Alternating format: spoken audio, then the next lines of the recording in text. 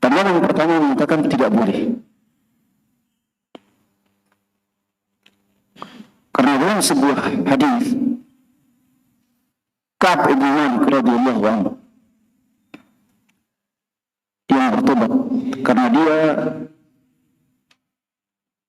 tidak menaati Allah dan Rasulnya dalam ikut serta di perang Tabuk. Beliau bertobat. Ya. Setelah bertobat, dia mengatakan kepada Rasulullah SAW agar menginfakkan seluruh hartanya. Saya menjadikan tobatku, wahai Rasulullah, dengan menginfakkan seluruh harta saya. Maka Rasulullah SAW mengatakan,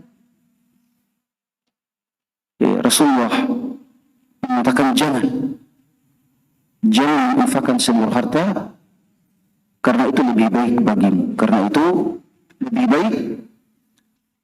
baik bagimu.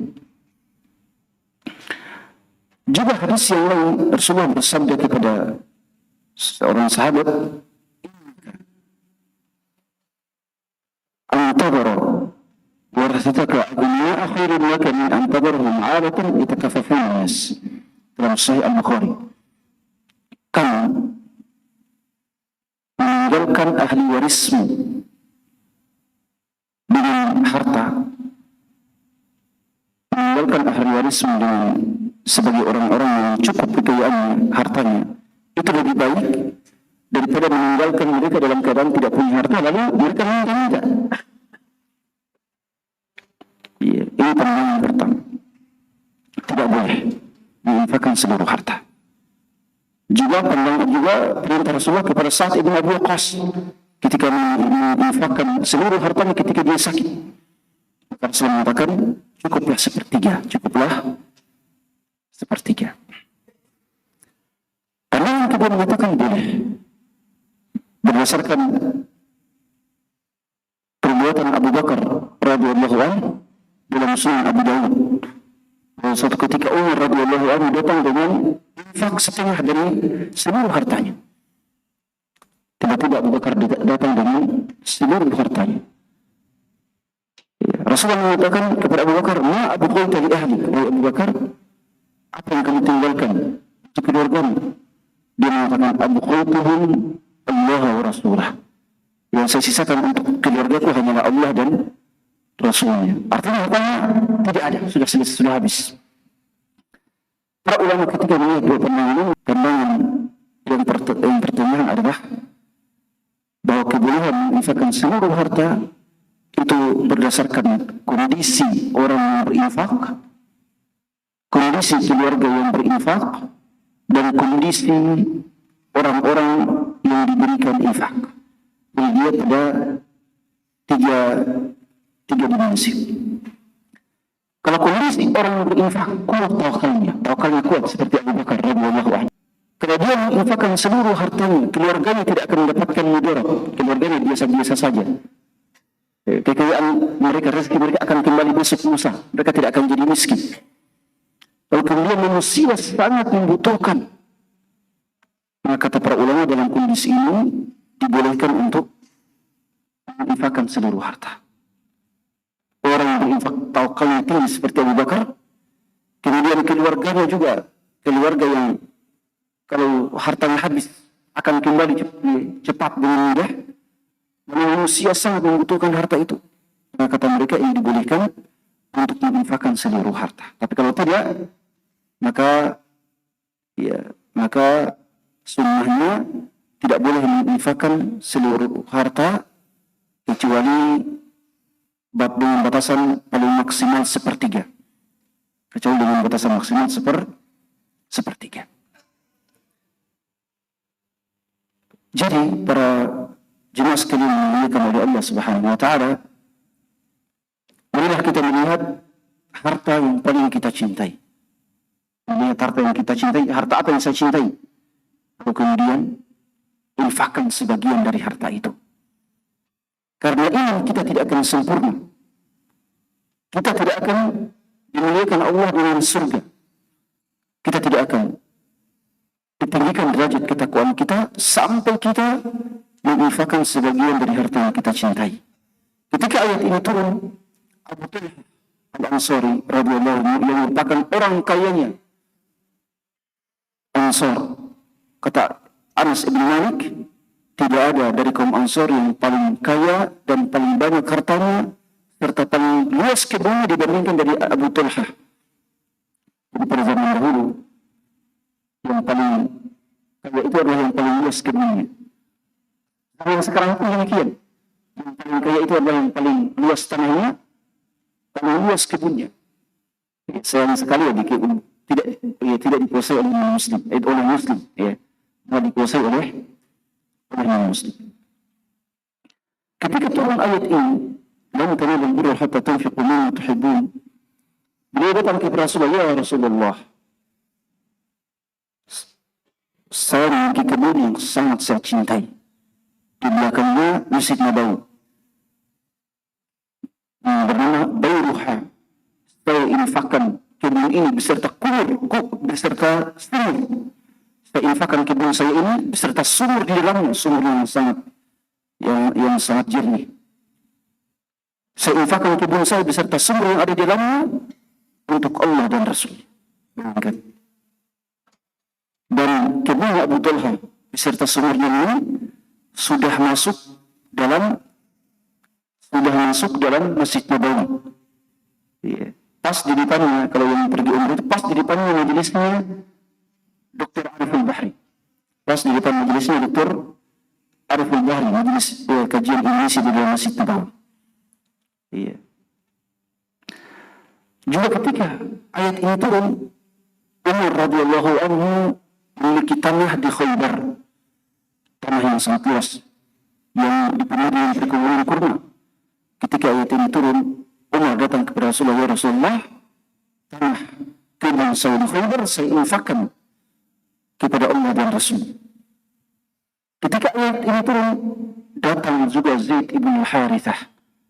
Zaid ibn Harithah, dia mengatakan, "Ya Rasulullah, harta yang paling saya cintai adalah kuda." Ya. Karena dia adalah orang yang paling suka berjihad. Maka harta yang paling dia cintai adalah kuda. Satu-satunya ini, ya Rasulullah, saya infakkan di jalan Allah Subhanahu wa Ta'ala. Diambil oleh Rasul, diberikan kepada anaknya Usama. Ya, kuda ini untuk mengalir Usama. Ya. Saya protes. Ya. Ini kuda saya infakkan, tapi malah engkau berikan kepada putraku. Ya. Protes. Rasulullah mengatakan, "Bukankah engkau telah mengatakan ini untuk infak kepada Allah dan Rasulnya? Saya ambil, saya kasihkan kepada putramu Usama." Ya. Ya. Dan insya Allah, kata Rasulullah, pahalanya sudah sampai kepada Allah. Jadi ketika ayat ini turun, para sahabat masing-masing melihat harta yang dia cintai.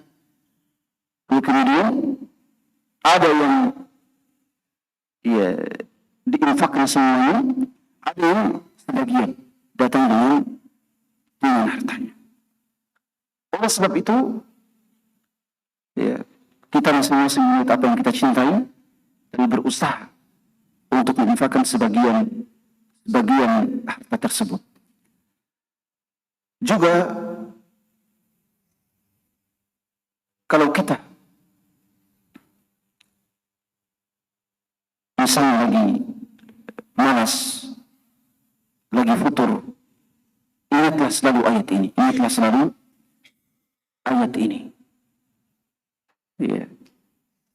Kita lagi futur, lagi malas, ya.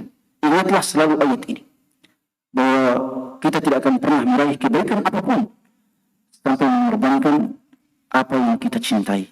Tentunya yang paling utama adalah harta. Tapi ada pemberian dan pengorbanan yang bukan harta. Ini juga masuk dalam ayat ini. Karena dalam ayat ini Allah tidak mengatakan harta. Apapun itu yang kita berikan, selama itu yang kita cintai, maka itu akan bernilai besar di sisi Allah Subhanahu wa Ta'ala.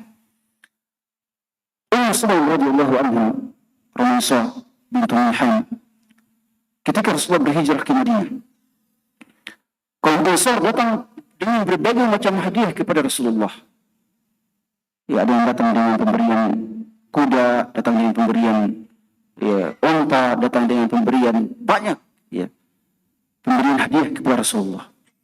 Ummu Sulaim, dia mengatakan, saya tidak punya apa-apa. Janda beranak. Satu, dia mengatakan, saya tidak punya apa-apa. Dia melihat anaknya, Anas bin Malik, masih berusia 10 tahun. Maka dituntunglah anak kepada Rasulullah. Ya Rasulullah, hada Anas yakhdimuk. Ya Rasulullah, saya tidak punya apa-apa. Saya tidak punya harta. Tapi ini anak saya. Anak saya Anas ini saya wakafkan untuk menjadi pembantu wahai Rasulullah. Iya, kita tidak punya apa-apa, ya. Iya, kata ya, kita juga tidak punya apa-apa. Jadi dari kisah Ummu Sulaim ini kita bisa mendapatkan pelajaran bahwa yang namanya berkorban, memberikan yang terbaik itu tidak mesti harta.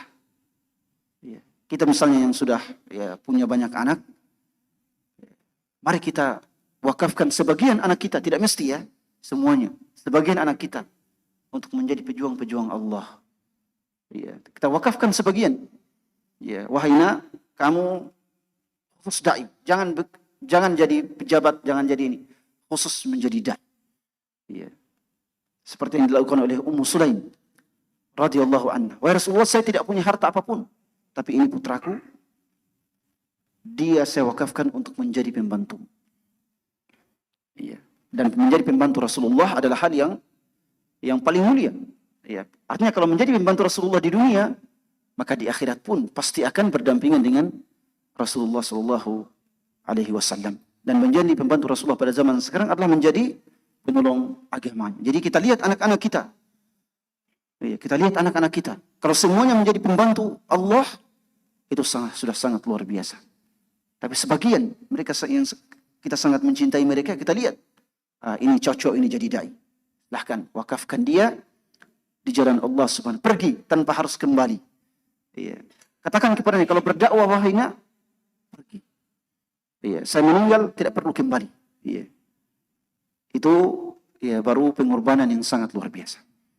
Barakallahu fikum wa jazakumullahu khairan. Ya, sampai di sini kajian kita. Selanjutnya kalau ya ada hal-hal yang ditanyakan dipersilahkan dan saya kembalikan kepada Ustaz Darmin. Tafadhol. Syukur Ustaz, jemaah yang berbahagia. Ini tentang sikap kita, bagaimana kita bisa bersedekah dari harta-harta yang kita cintai. Tadi Abu Tolha memiliki harta yang beliau cintai, itu namanya Bayruha. Bayruha, dan bertanya kepada Rasulullah, ini saya punya harta ini banyak. Tapi Rasulullah mengajak atau menyampaikan kepada Abu Tolha, bagikan harta-harta kalian itu kepada anak-anakmu, kepada kerabatmu, dan kepada tetangga dan seterusnya. Tapi dalam surat Al-Furqan itu Ustaz disebutkan, walladzina idza anfaqu lam yusrifu wa lam yaqturu. Dan orang-orang yang bersedekah tidak juga berlebihan, tidak juga kikir. Jemaah sekalian, ada yang mau bertanya terkait dengan harta yang kita cintai, kita sedekahkan. Ada juga, silakan dibagikan, dikasihkan mic-nya. Ada 2 mic-nya tadi, di sebelah kanan satu. Iya, disilakan Ustaz. Ya, bismillah. Assalamualaikum warahmatullahi wabarakatuh. Terima kasih atas kesempatannya. Saya mau bertanya Ustaz, ukuran mencintai ini kan setiap kita berbeda-beda. Misalnya Ustaz, ada yang harta yang paling kita cintai, ada yang biasa-biasa saja kita cintai, dan ada mungkin yang tidak perlu berpikir panjang untuk memberikan, tapi dicintai juga. Nah, di ayat ini Ustaz, yang mana menjadi ukurannya itu Ustaz? Pertengahan atau paling atas? Yang paling dicintai atau pertengahan atas? Silakan Ustaz dijawab. Baik, barakallahu fikum. Tadi pertanyaan dari Ustaz Darmin juga dalam Al-Furqan, di antara tanda-tanda ibadur Rahman, walladzina idza anfaqu lam yusrifu wa lam yaqturu atau yaqtiru atau yuqtiru. Ya, ada 3 bacaan. ولم يقتروا وكان بين ذلك قوام. Ya, apabila berinfak maka tidak berlebih-lebihan dan juga tidak ya kurang-kurang, tidak ya pertengahan. Ya, maksud dari ayat ini yang pertama adalah bahwa ketika menginfakkan harta maka kadarnya pertengahan. Kadarnya pertengahan di sini bukan setengah harta kita, bukan ya. Tapi artinya jangan juga terlalu berlebihan sampai kita kekurangan harta dan lalu kemudian besoknya meminta-minta sedikit ya. Berinfak tapi cuma 500. Nah, itu juga kan ya. Ya, jadi pertengahan. Yang kedua dari kualitas harta, Jadi kualitas harta itu merupakan standar. Ya, jadi harta yang bagus, yang pertengahan kualitasnya, ya, itu merupakan standar dari pemberian. Min awsati ma tut'imuna ahdikum au kiswatuhum, ya, au tahrir raqabah. Ya, jadi berikan dari kualitas pertengahan, tidak buruk dan tidak bagus sekali. Ya, jadi ya yang sering kita makan sehari-hari kalau makanan. Kalau pakaian yang sering kita pakai sehari-hari. Artinya kualitas harta itu harus bagus. Sebagaimana firman Allah, ya ayyuhalladzina amanu anfiqu min thayyibati ma razaqnakum wa mimma akhrajna lakum minal ard. Wa la tayammamul khabitha minhu tunfiquna wa lastum biakhidhihi illa an tughmidu fihi. Wahai orang-orang beriman, infaklah dari harta-harta baik dan yang kami keluarkan kepada kalian dari bumi.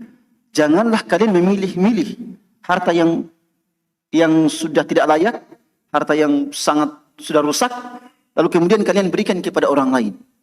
Ya, padahal harta yang sudah rusak itu kalau diberikan kepada kalian, kalian malah akan mengambilnya sambil tidak melihatnya. Ya, lantaran rusaknya itu harta.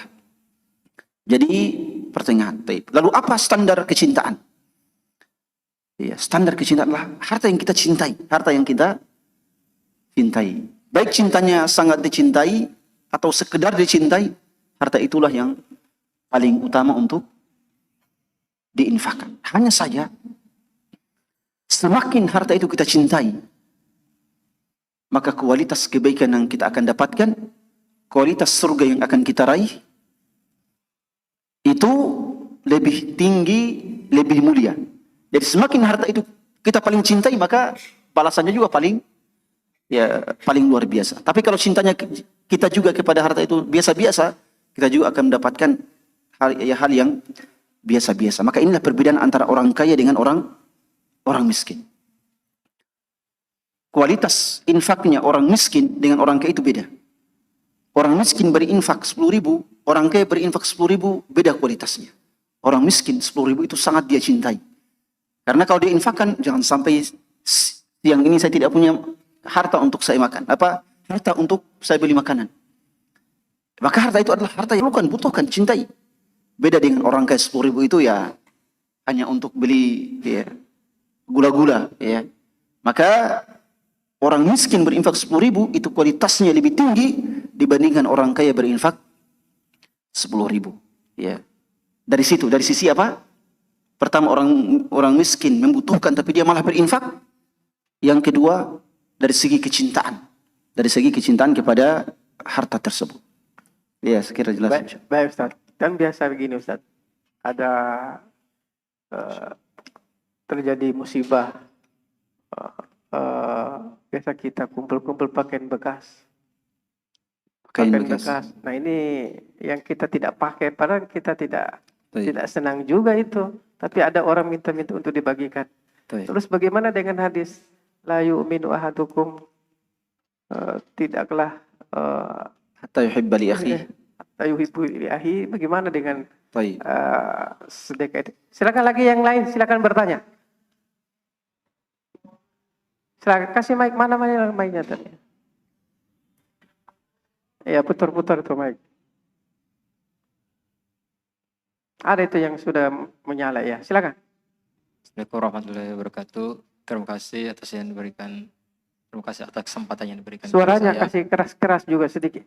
Jangan mic-nya, suaranya antum. Ya.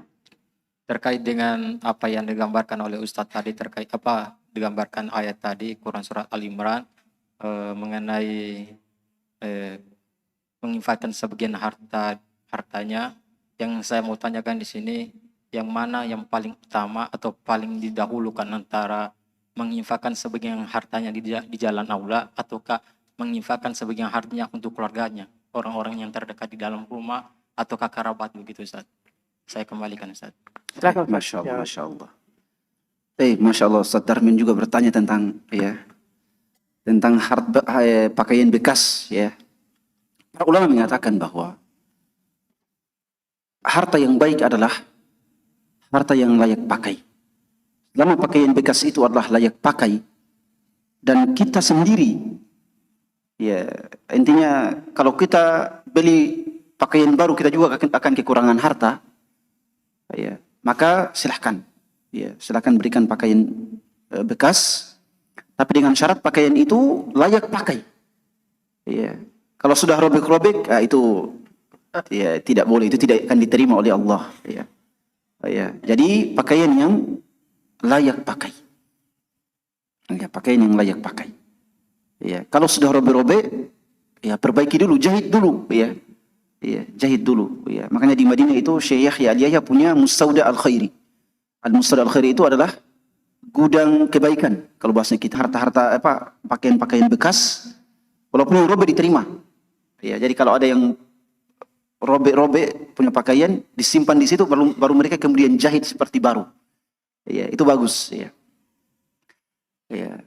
Bagaimana korelasinya dengan ayat kalian tidak akan pernah sempurna imannya sampai kalian mencintai kebaikan untuk saudara kalian seperti kalian mencintai kebaikan untuk diri kalian sendiri. Saya teringat pernah di Bau-Bau, sudah lama sekali.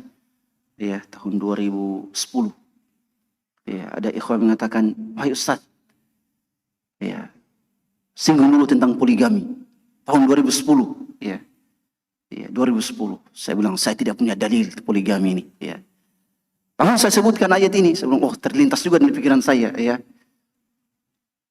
Ya, kalian tidak akan beriman sampai mencintai kebaikan untuk diri kalian sendiri, sampai mencintai kebaikan untuk saudara kalian, sebagaimana kalian mencintai kebaikan untuk diri kalian sendiri. Ya, itu ya, saya tujukan kepada akhwat, ya.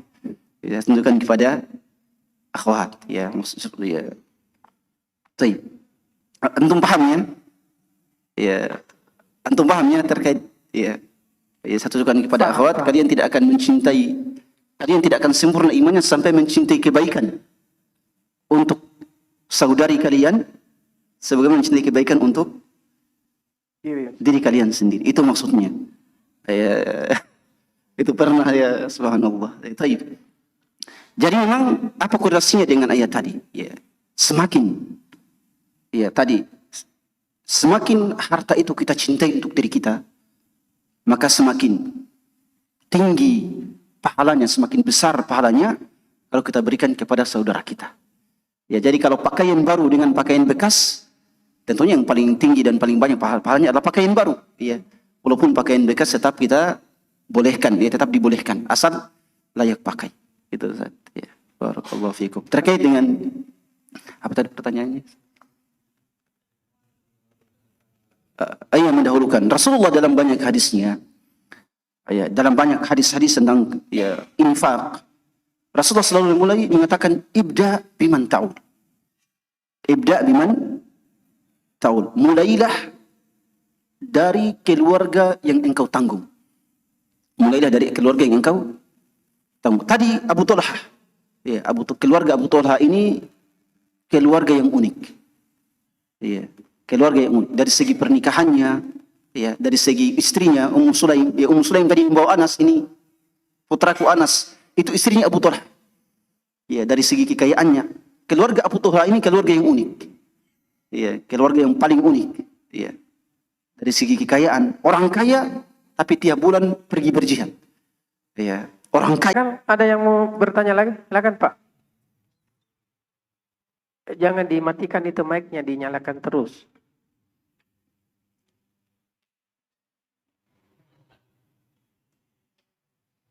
Jaraknya 2 detik. Assalamualaikum warahmatullahi wabarakatuh. Assalamualaikum warahmatullahi Dalam wabarakatuh. rangka infak atau sedekah, apakah ada waktu-waktu tertentu yang terbaik, misalnya subuh, begitu?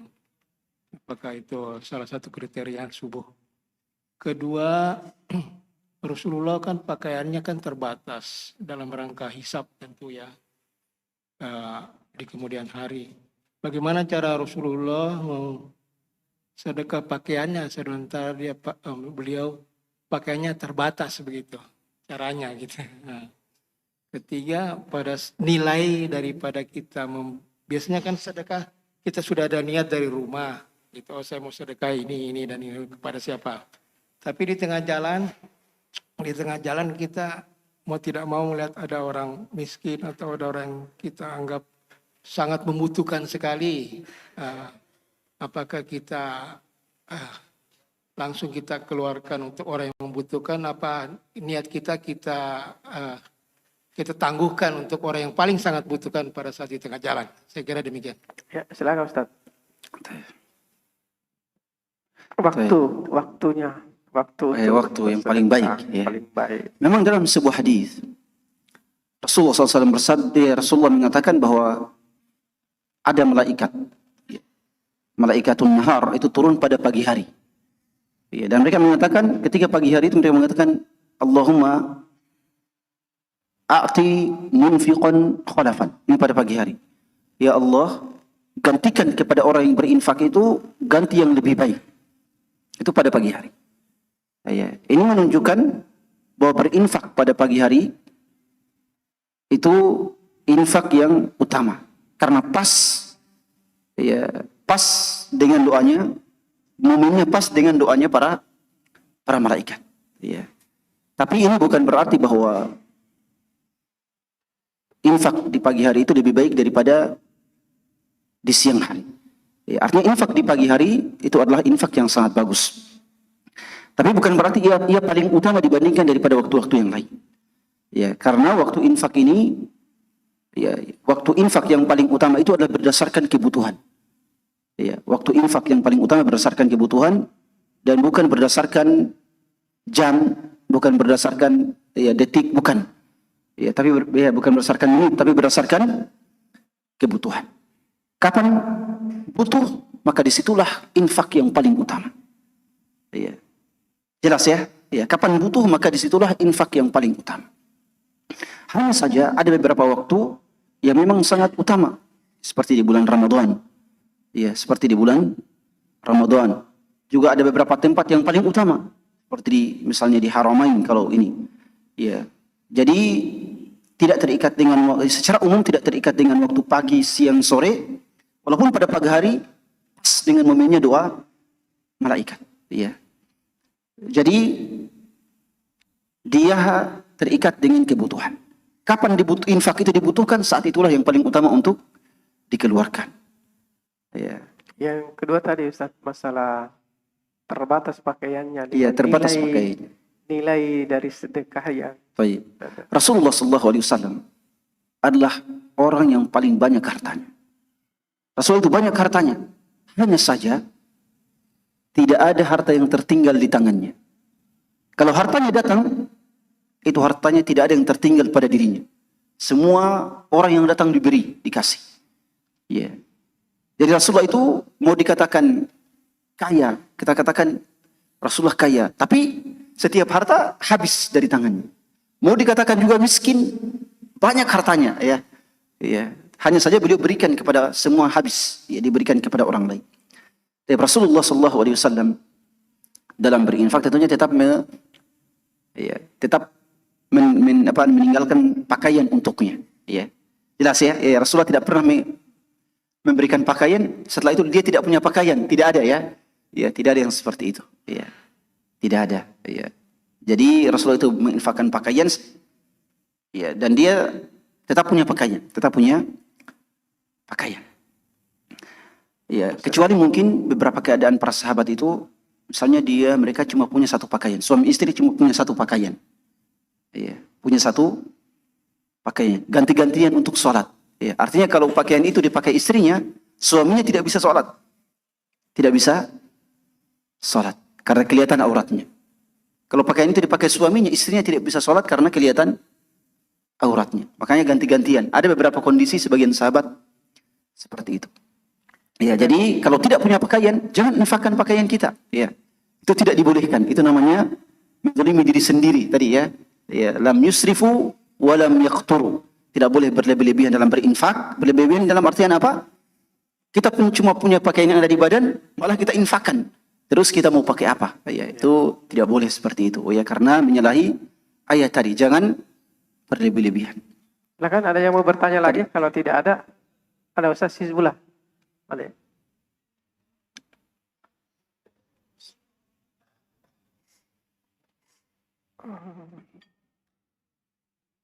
Tes. Iya.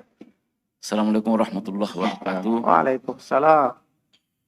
Pertama tadi ada pertanyaan Ustadz, mana yang apa? Tentang harta yang paling dicintai seorang akhwat. Tentu suaminya. Ya. Kalau seorang akhwat menginfakkan suaminya, yaitu tentu yang terbaik. Tapi saya tidak mau bertanya tentang itu. Saya mau bertanya sumber kekayaan yang paling utama dari pendapatan apa? Ya, dan paling utama memang sumber pendapatan apakah dari hasil kerja keras di bidang pertanian, perdagangan, atau sebagai seorang pegawai dengan komisi-komisinya. Ya. Yang kedua, saat menyerahkan zakat itu atau infak kepada siapa yang lebih utama, ya. Misalnya ada sebuah organisasi yang memang kerjanya untuk ya jihad fisabilillah, ya. Ya memang senang dia untuk medan peperangan. Ada juga mungkin hanya di bidang pembangunan fasilitas umum. Ada mungkin juga di bidang dakwah, ya. Mana yang lebih utama di sini? Ada juga misalnya dalam menyerahkan zakat, sedekah kita biasa kadang kan ada masyarakat, misalnya ada pembangunan masjid, ada pembangunan sekolah, senangnya dia menyerahkan langsung materialnya, ya, karena ada keyakinan ini tidak akan terpotong dan langsung dimanfaatkan. Ya, saya mau pondasinya, saya mau batu merahnya, saya bawa semennya. Ya, daripada saya serahkan ke panitia belum tentu apa. Tapi kan dia itu sebenarnya kalau panitia ya itu secara umum ya dia bisa gunakan. Mana yang lebih utama begini Ustaz? Ya, yang pertama tadi tidak usah dijawab. Ada Ustaz. Ya. Baik, Masya Allah ya. Ustaz Hizbullah bertanya terkait dengan mata pencarian yang paling utama. Memang para ulama rahimahullah ta'ala juga membahas terkait ini. Mana mata pencarian yang paling utama dari segi dalil, dari segi ayat Al-Quran, hadis-hadis Rasulullah sallallahu alaihi wasallam. Di antara mereka ada yang mengatakan bahwa mata pencarian yang paling utama adalah perdagangan. Ya. Dan ini disebutkan dalam banyak dalil. Ya, dalam banyak dalil. Bahkan untuk permisalan, ya, untuk permisalan amalan kita selalu Allah gunakan perdagangan. Inna Allah ashtara minal mu'minin anfusahum wa amwalahum bi anna lahumul jannah. Allah membeli dari kaum mukmin itu amalan-amalan mereka. Jadi semua permisalan itu terkait dengan perdagangan. Ya. Ala adullukum ala tijaratin lan tabur. Ya. Ya. Maukah saya tunjukkan kepada kalian perdagangan yang tidak merugi. Jadi semua amalan kita itu selalu diumpamakan sebagai perdagangan. Maka para ulama mengatakan ini perdagangan ini merupakan mata pencarian yang paling bagus. Ada juga mengatakan yang paling bagus itu pertanian. Ya, yang paling bagus perkebunan.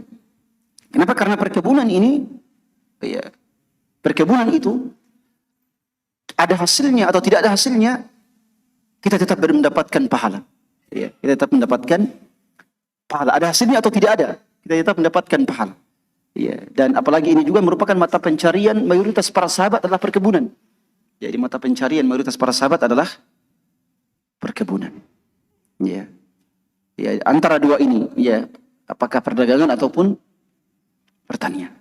Adapun peternakan ya tidak terlalu, ya. Ya, tapi kalau digabungkan antara keduanya, pertanian dengan perdagangan, maka itu sangat luar biasa. Ya, mata pencarian yang paling utama. Jelas ya, kalau digabungkan keduanya, pertanian dengan perdagangan, ya hasil, ya. Ya, ya kalau pertambangan, ya Allahu a'lam, itu ada memang pada zaman Rasulullah itu ada juga pertambangan. Ya, pada zaman Rasulullah ada juga pertambangan, tapi dia juga masuk bagian mata pencarian. Tapi kalau berbicara yang paling utama, maka entah itu perdagangan ataupun pertanian. Ya. Ya. Tapi kalau peternakan, pertambangan itu juga masuk pencarian, ya gitu. Tapi secara umum, mata pencarian yang paling utama adalah pertama, untuk zaman sekarang, pertama adalah yang paling halal dan paling jauh syubhatnya. Yang paling halal dan paling jauh syubhatnya.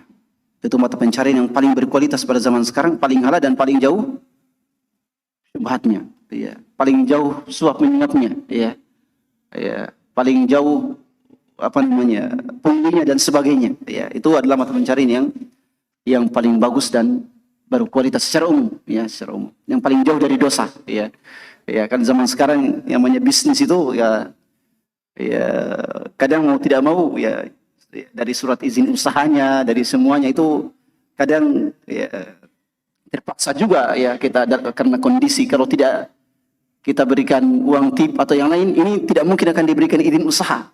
Jadi kadang juga ya terpaksa, ya dalam keadaan terpaksa ya melakukannya. Jadi yang paling bagus adalah ya yang paling halal dan paling jauh dari syubhat.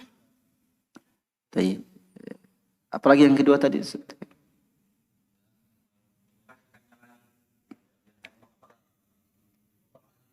Oh iya, penyerahan. Ini tergantung pada kebutuhan. Tergantung pada kebutuhan. Karena walaupun menyerahkan dalam bentuk uang, misalnya di masjid, menyerahkan dalam bentuk uang. Kalau pengurus masjidnya amanah dan uang itu diberikan untuk gaji kerja, untuk ya, uang operasional dan sebagainya, maka itu juga sudah masuk dalam pembangunan masjid. Jadi uang pembangunan masjid itu bukan hanya untuk tanah masjidnya, bukan. Itu salah arti. Iya.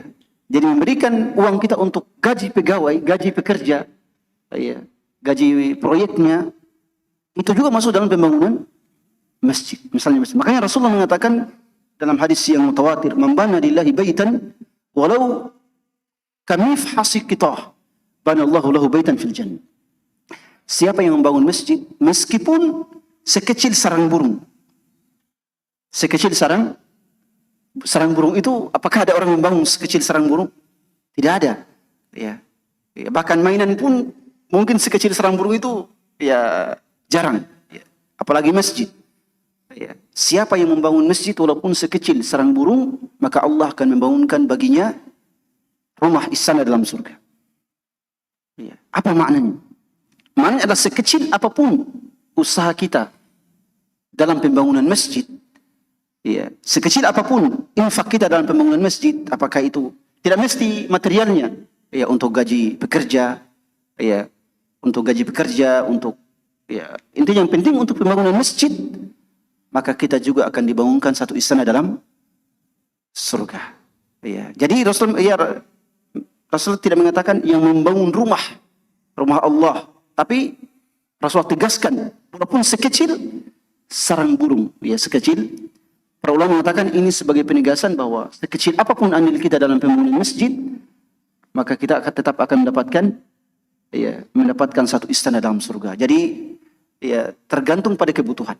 Kalau material yang sangat dibutuhkan adalah materialnya, ya silakan ya belikan semen, apalagi pasir, tanah, fondasi dan sebagainya. Tapi kadang masjid yang dibutuhkan masjid itu adalah uangnya, ya, untuk gaji pekerja, untuk ya dan kadang kita sendiri tidak tahu apa kebutuhannya. Ya, kalau ya apalagi kalau masjid sudah ada fondasinya, sudah berdiri, kita tidak tahu apa kebutuhannya. Ya, maka ketika menyerahkan uang, insya Allah itu sudah dianggap sebagai bagian dari infak. Ya, jadi tergantung dilihat apa yang mereka lebih butuhkan. Kalau mereka yang membutuhkan material, silahkan. Tapi kalau mereka yang membutuhkan uang, maka juga ya silahkan dilihat mana yang lebih dibutuhkan. Ya, kira jelas Ustaz ya? Iya, barakallahu fikum. Saya kira ini jemaah subuh yang berbahagia. Ini sudah sampai jam 6 ini jam. Kalau di sini jam 5:55. Kalau di sana sudah jam 6. Masya Allah, Masya Allah. Jadi saya kira demikian jemaah sekalian tadabbur kita subuh hari ini. Semoga kita semua diberikan kesehatan, kesempatan untuk melanjutkan lagi tadabbur kita di pekan depan, dan diharapkan kita semua untuk hadir lagi. Dan kita tutup kegiatan taklim subuh kita ini dengan doa kafarat majelis. Sekian, wassalamualaikum warahmatullahi wabarakatuh. Ya, setelah sholat sunat ada jalan kote disiapkan di